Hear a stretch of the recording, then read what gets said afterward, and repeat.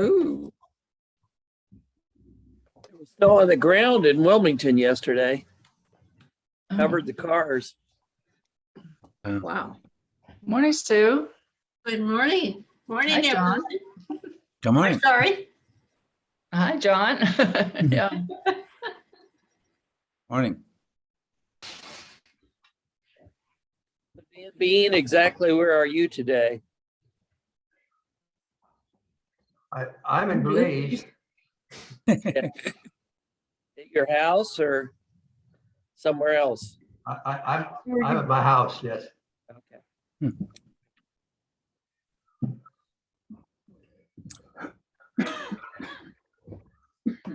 Dan's staying till Saturday. Okay. He's back in Des Moines on Saturday, so I'll try to meet him there.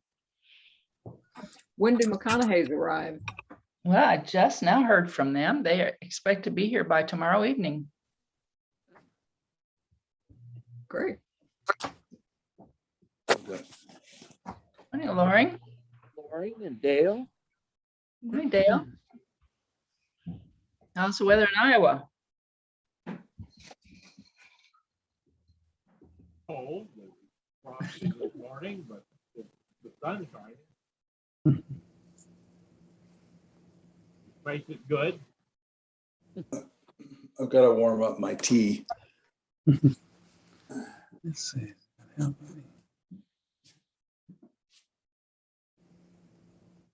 It's looking for me.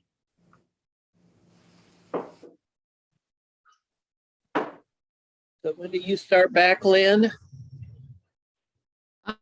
We leave Arcadia tomorrow and move over to the East Coast to Cocoa near Cape Canaveral for 3 days. Steve has some cousins that live on the East Coast, so we're going to go over there and visit with them a bit, and then we'll head north on Thursday. So we'll be home Saturday.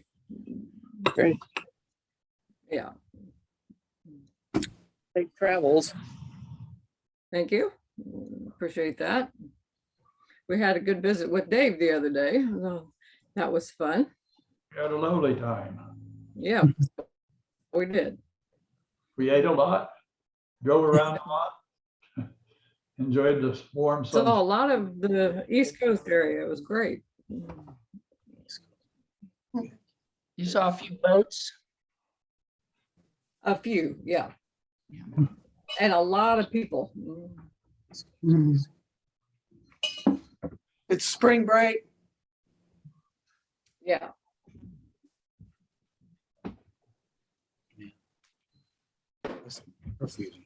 Sylvia, are you back in Mooresville now?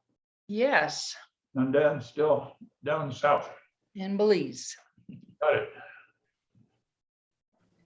He went to a big exhibition yesterday. I'd call it our state fair. Okay. Yesterday morning. Was that just yesterday? Yeah. Was. And the guy that sits across the table from us when we eat dinner at the deaf school showed a cow, a dairy cow, and got grand champion prize for it. Wow. Oh, You said his father owns the cow, right? Yeah, what kind of a cow is it? it was a Holstein. Okay. By American standards, it was a small show, but it was pretty big for Belize.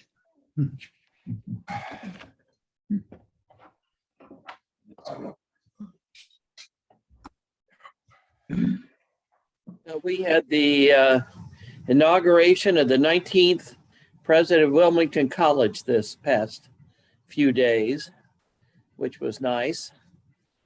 Kind of small crowd due to COVID, but 35 other institutions were represented at the inaugural, showed up, sent representatives to it, and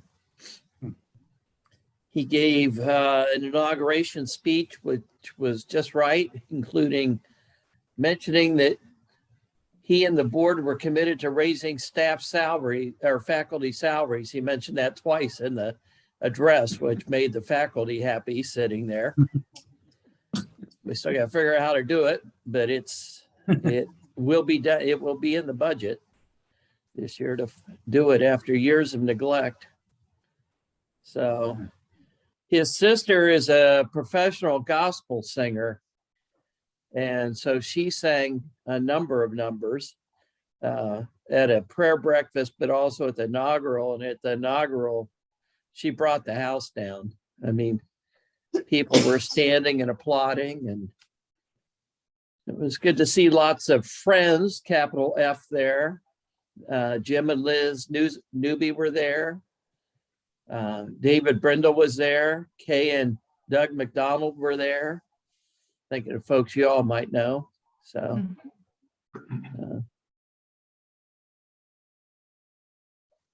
it was a big occasion. I had to wear a cap and or a gown anyhow. No cap. So looked a little, we looked like a choir, I thought, the board of trustees walking in with our robes and stoles. How So many of course, students? mine caught on the banisters. I started down the steps. Almost tripped. It's like, that'd been perfect. How many students are at Wilmington currently? This has been a low year because of COVID. Recruiting was not good in the fall, so it's just under 900 this year. Previously, it was 1,100. That sounds like Earlham.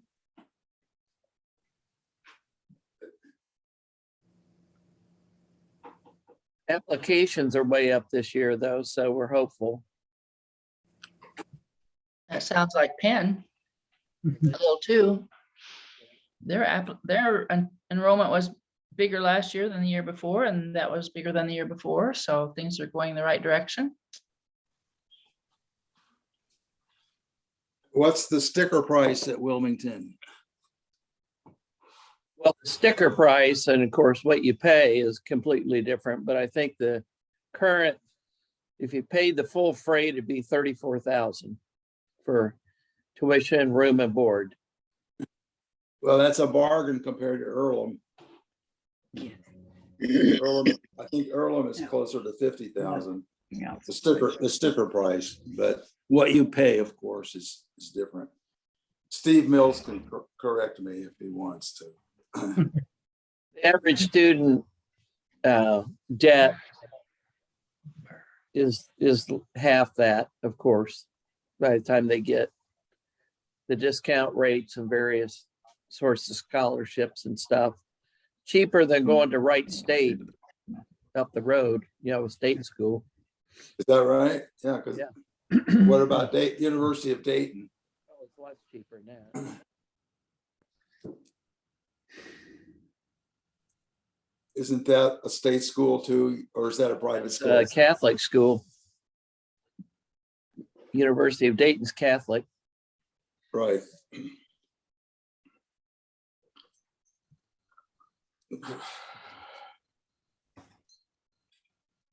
Sounds like a lot to me. My first semester at Bethany College out in the middle of Kansas was $577 room, board, and tuition for a semester.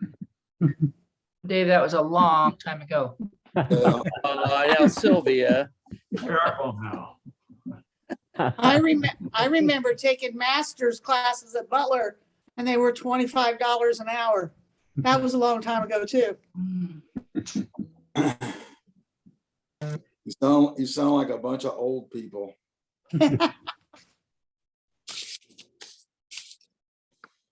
What's the one or two most common majors at Wilmington? At Earlham now, I think computer science has risen to #1 over biology. The two biggest are almost tied: education and ag studies. Agriculture is really been booming because they teach ag education, ag communications, and not just the farming too, although that's certainly a big part, but there's pre-vet, in there. So there's a lot of ag-related stuff, but it's one that it's the growing one. It's gone up to, I think we have 5 full-time faculty there now, and a new science and agriculture center. That's cool. They dropped all the agriculture courses at Earlham long ago. They used to teach a horticulture class before we got there, Steve. And they had an orchard back there too that was pretty well decimated by the time we got there. But that sounds like there's only one vet school in Indiana, and that's Purdue. Is there more than one in Ohio? There's only, I don't know how many vet schools, but there are only 3 ag schools. One's Ohio State. Another independent college just started one, but it's very tiny. So among independent schools, Wilmington's has been the longest and is the largest in the state. Very cool. I bet you most people don't know that. Another big thing there is the World Equestrian Center located to Wilmington. Its international headquarters primarily because of the ag program at the college. So tourism in Wilmington, of all places, is really picked up. The hotels were packed for an equestrian event this weekend, and the few restaurants were full. It's really been a boon. The college has helped out a lot recently with the ag program. Earlham just added an equestrian major, I believe, according to the president. So they'll give Wilmington a little bit of competition, but they're just starting the program because they've had students bring their horses for always. There's always been a horse barn in Earlham, or some students have brought their horses. They probably have that at Penn too, don't they?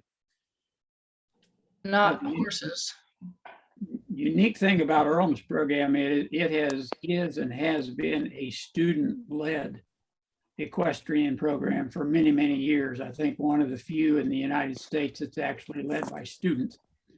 I'm glad to hear about the vet school. I don't know about Florida or Iowa or Ohio, but Indiana is suffering from a shortage of large animal veterinarians. It's really becoming a problem to find somebody that will work on large animals. Most vets, it's much easier to work on small animals, much more lucrative and a lot safer to work on small animals than it is on large animals. So I hope the veterinarian program, is successful, because we sure need. Discussed with Dave in our visit, Florida is a huge cattle raising state. You really don't think about it if you look at the brochures and the advertisements for Florida. But as Dave was reminding us, about 95% of the people live within maybe 20 miles of the coast all the way around. And the center part of the state is left to a few cowboys and cows. Well, welcome everyone. It's that time to start. Are there joys or concerns that you would like to share this morning?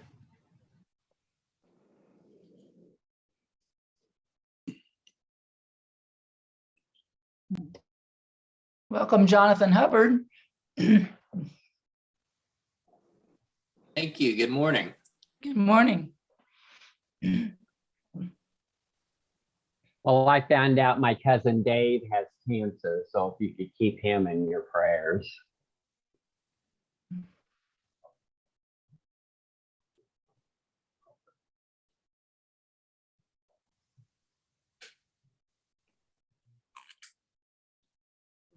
Add that we need to continue to remember the people in Ukraine and those in Russia who are working for peace. We need to be holding them in light. The Kiev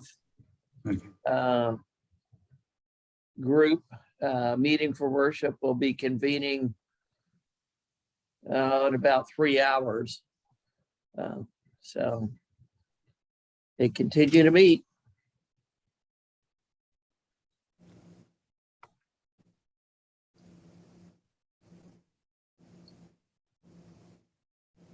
Well, Sylvia is our worship leader this morning, so if you would mute yourself, and then Sylvia will lead out of the silence the rest of our program, semi-program time as she feels led.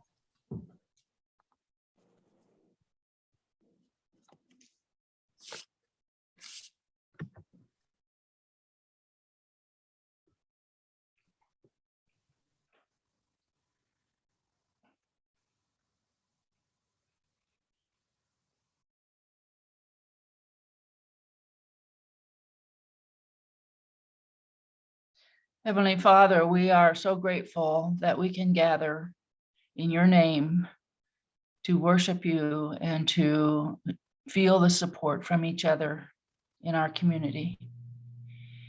We know that you have called us to care about people in the world, people outside our own worlds, and we are heavy in heart with the people of Ukraine, and we continue to ask for your intervention, for your change of heart in leaders who abuse our people, your people. We ask that you would keep us in your will and your way this morning and throughout the week ahead. We ask it in the name of Jesus. Amen.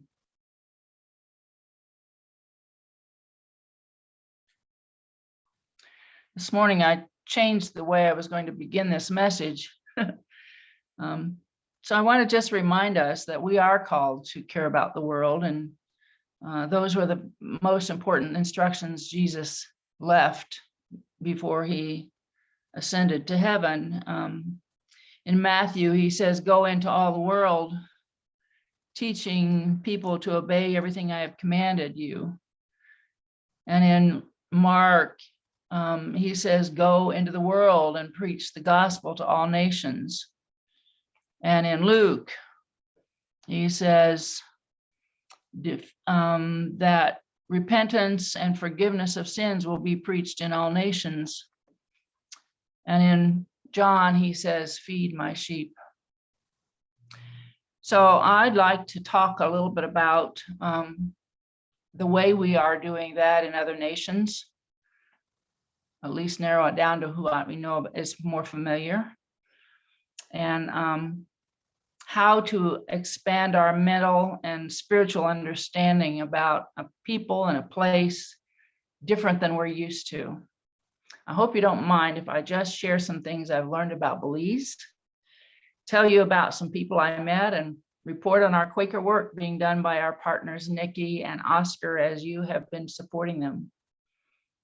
I hope to expand your understanding and your knowledge about what we're called to do in the will of God. And though we had a great time in the last month in Belize, I must confess I'm kind of glad to be back home from Belize and in familiar territory, which of course is more comfortable than expanding outside our comfort zone. To give you a little background on how Dan and I came to be in Belize doing what we were doing, I want to tell you that about 18 years ago, Dan and his wife, Sarah, learned about the opportunity to volunteer at the Cayo Deaf Institute, which I will refer to as CDI, Cayo Deaf Institute. Cayo is one of 6 districts in Belize. I'm going to hold up this little plate and show you a map of Belize and show you where I'm talking about. I don't know if you can see. Here's Belize. Here on the western side is where Cayo district is.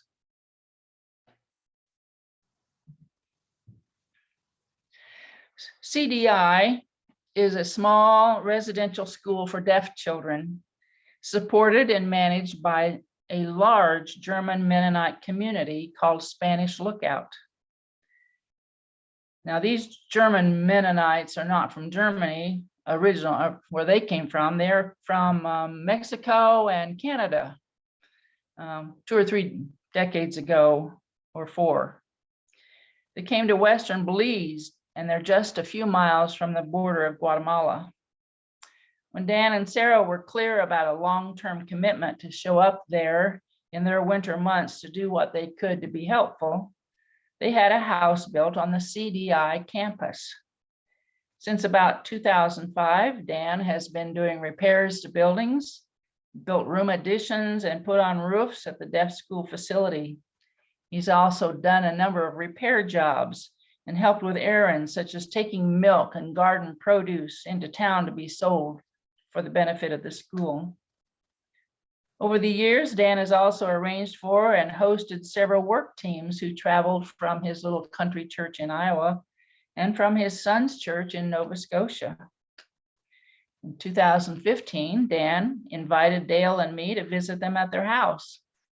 And as it happened, that visit was just a few months before Sarah died.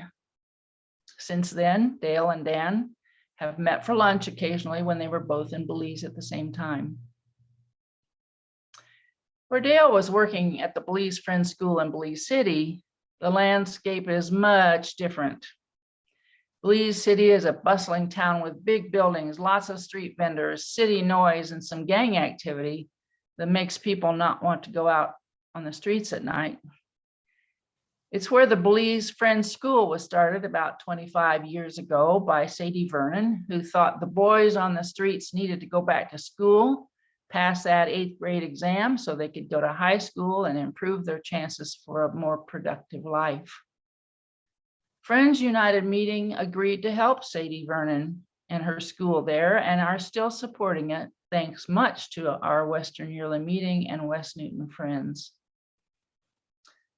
3 weeks ago today, Dan and I visited the Friends Center staff, which includes Nikki Holland, who is the director, and Oscar Mbali, who is pastor for the meeting and chaplain for students.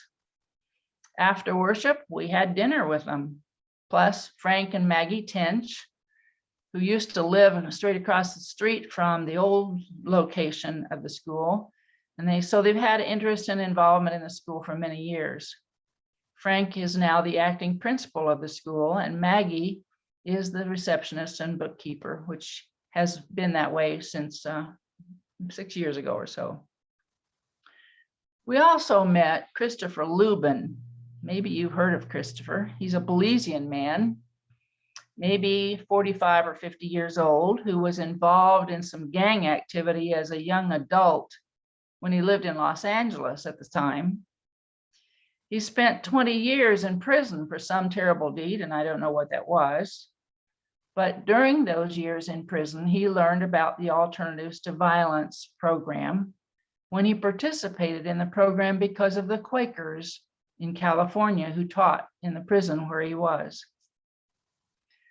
When Dale was working in Belize, he was contacted by that Friends meeting who wanted to connect Christopher to the Friends in Belize City, which is where Christopher was born. So he was returning back home. And the Quakers had heard in California and wanted to connect him with the Quakers in Belize. Well, Christopher has become essential to the work of the center and actually resides in the apartment that Dale and I renovated on the 3rd floor of the school building. Currently, there are several Belizean youth who attend worship because of the efforts of Christopher and Oscar and Nikki. Unfortunately, the adults who helped get the meeting going 4 or 5 years ago have scattered to other areas of Belize, and now we are missing the longevity and experience of our weighty friends there. COVID restrictions have also changed the way the school functions, as has a change in the government regulations that prohibit us from taking students in younger than 8th grade. Dan and I sense that the situation is rather fragile at the moment, and we request your prayers for this inexperienced staff to be able to hold things together as they too are growing. We were glad that Kelly Kellum, FUM General Secretary, took the time for a visit 2 weeks ago. He hadn't been able to be there for 2 years. Now he has a better idea of what the needs are. We enjoyed a good visit with Kelly and Oscar when they came to our house at CDI for lunch.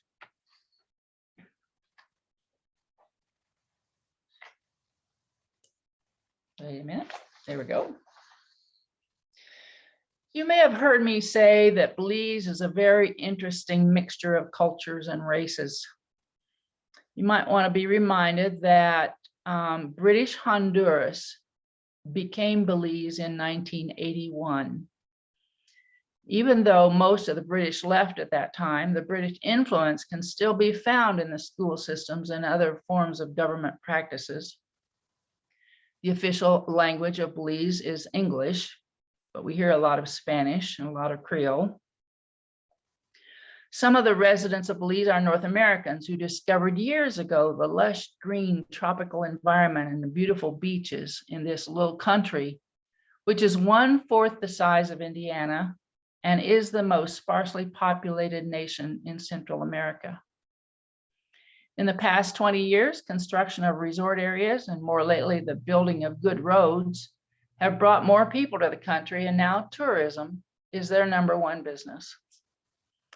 The population currently is approximately 400,000 people, and 1/4 of them live in Belize City.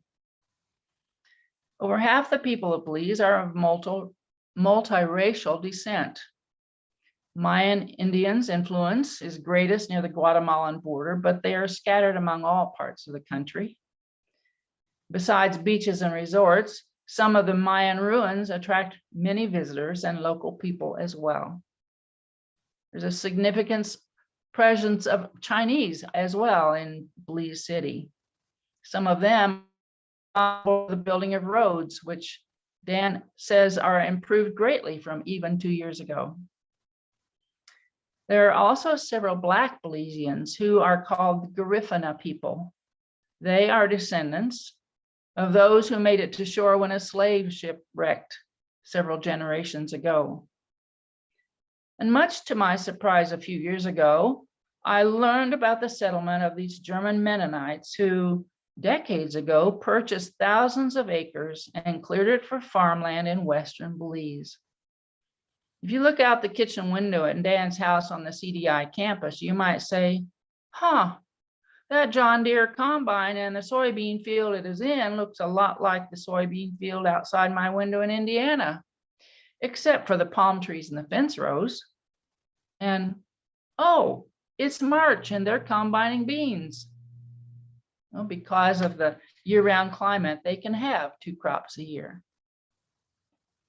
It is our visits with Mennonites, and Dan has many, many Mennonite friends, that opened my mind to a different way of being a Christian and participating in a wide community effort to create an environment where family values are rich. Living as part of the church is a mindset, and where the whole community backs the same ministry. In Spanish Lookout, the acreage purchased by the Mennonites, on which they have built their businesses and many farm properties, there are 5 major churches with membership attendance from 300 to 500 people each. The land belongs to the Mennonites. The Belizean government generally doesn't govern or serve the people of Spanish Lookout. The people in Spanish Lookout pay taxes to the Mennonite community, not the Belize government. There are a number of mission schools in and around Spanish Lookout, which are run by the Mennonites and attended by the Hispanic children in the nearby area. The churches support these schools.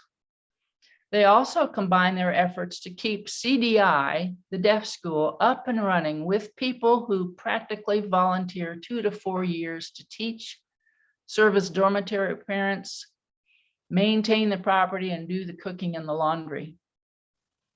Currently, there are 17 deaf students ages 6 to 14. The cows are milked by 5 boys who are ages 10 to 12 under the supervision of their dorm dad. Girls take care of the chickens under the supervision of their dorm mom. The whole staff and all students pitch in for big jobs like butchering and dressing chickens and hogs. The first weekday we were on campus, we too pitched in to help with the dressing of about 50 chickens. I haven't done that for decades. School hours are regular.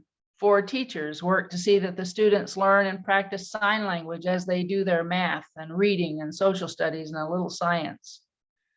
Students stay on campus day and night, only to go home for summer, Christmas, and Easter vacations, with the exception of a few who might live close enough that a relative can come get them for a weekend. There are devotions in chapel every morning and games in the evening. The current director, named Klaus Penner, is a man, they are always men, in his upper 40s, who lives in one of the campus houses with his wife and 4 children, all of whom participate in school and chores there.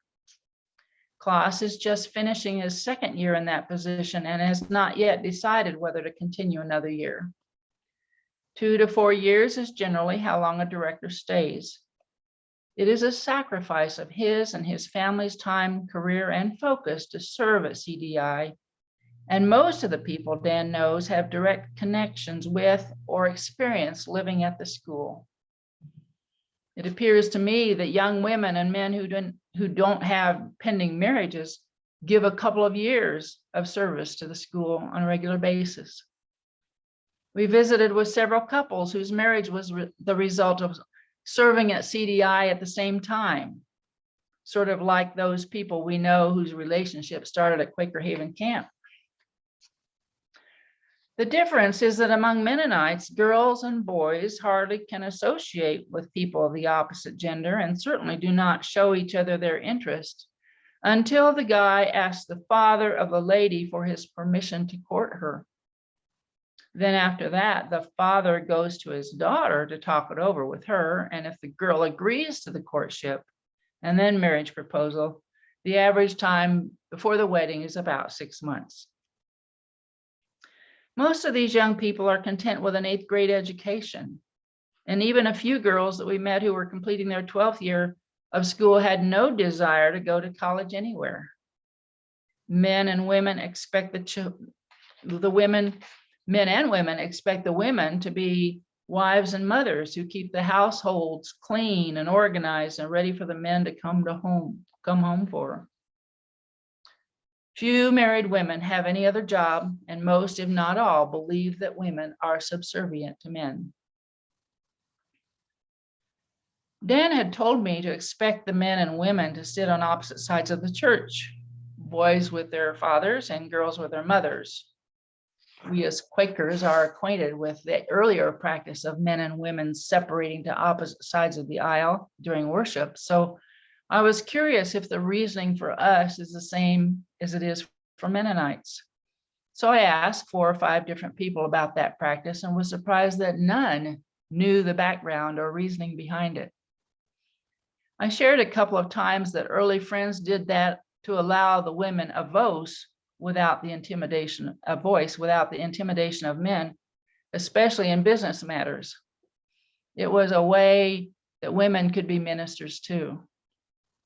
But we were told that among Mennonites, only men are ministers, though they acknowledge that when a man was so recognized, and they do that by the vote of the leaders in the congregation, if he was a recognized minister, it was also thought that his wife would be a helper to him, especially in marriage counseling. Well, I admired and respected several aspects about the Mennonite practices. I admire and respect their emphasis on strong family relationships. I admire the practice of simple and modest dressing, though after wearing a dress for 3 weeks, I was eager to get into my jeans and t-shirt, especially for work in the garden or painting walls.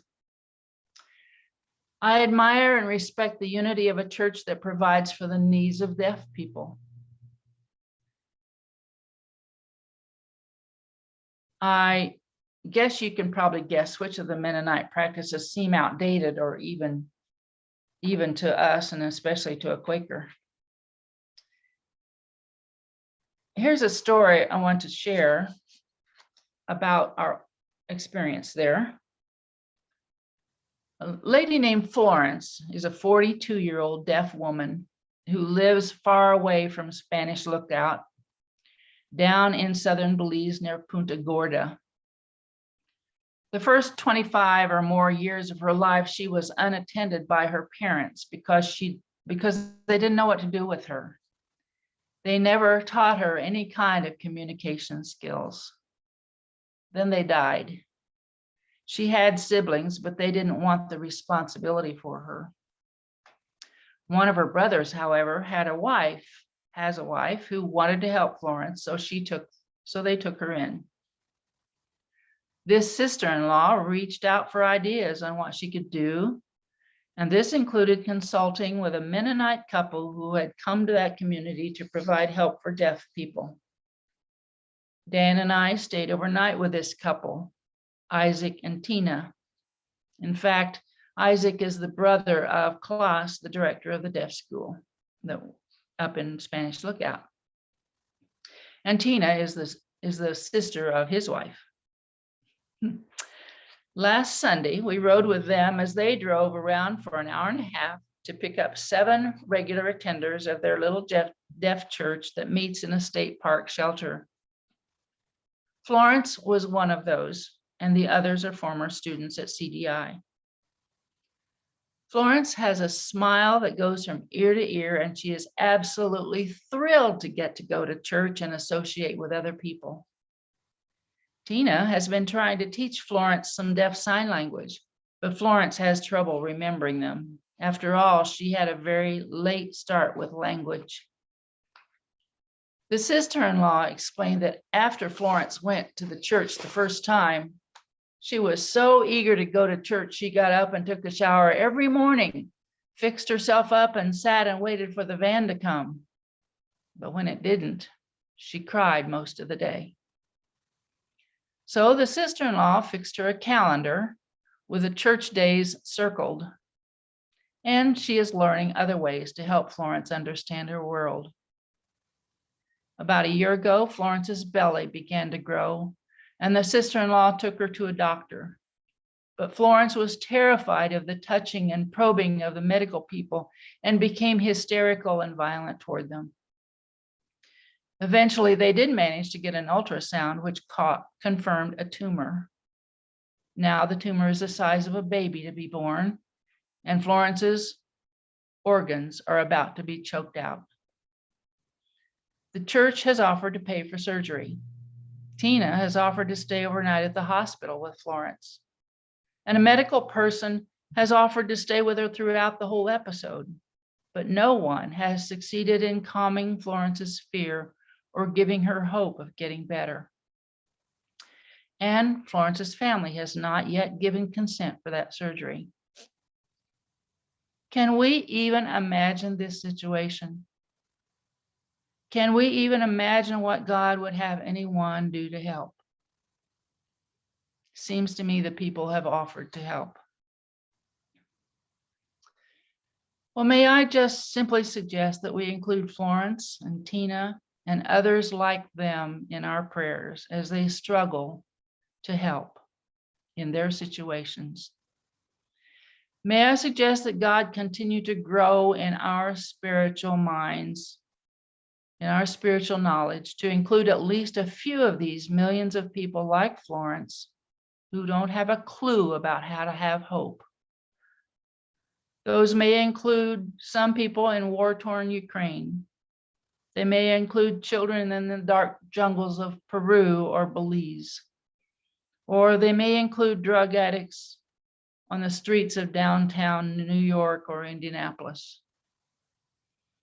May we go into a world to take our gospel message.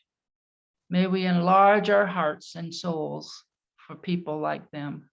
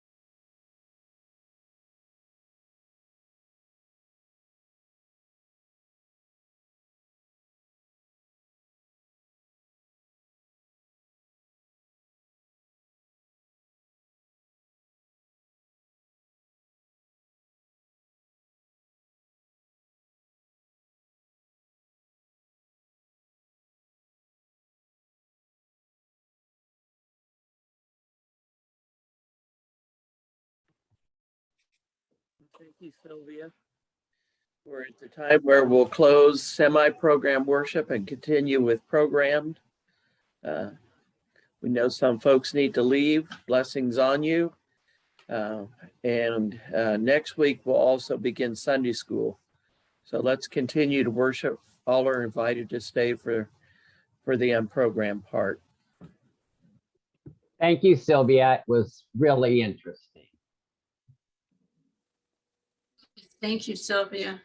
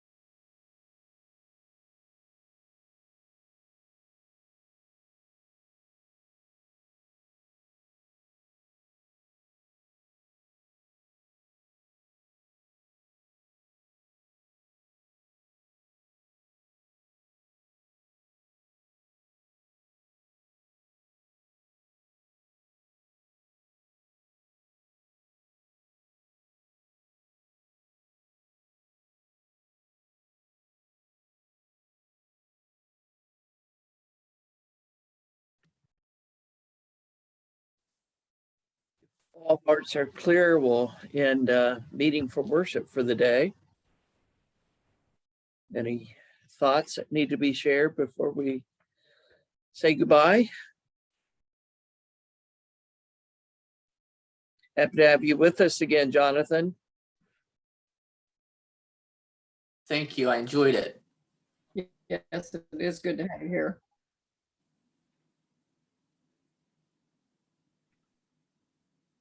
Well, have a blessed week. Hope to see you all Love your next week. halos. Jonathan, It's if you'd like to be on our mailing list, I'm not pressuring you, but if you would, just drop the meeting an email and we'll make sure you're on the mailing list for newsletters and any called meetings or anything on Zoom. You'd be welcome to attend. Oh, that would be great. Yeah, I'll do that. Thank you. Now we're meeting next Sunday in person.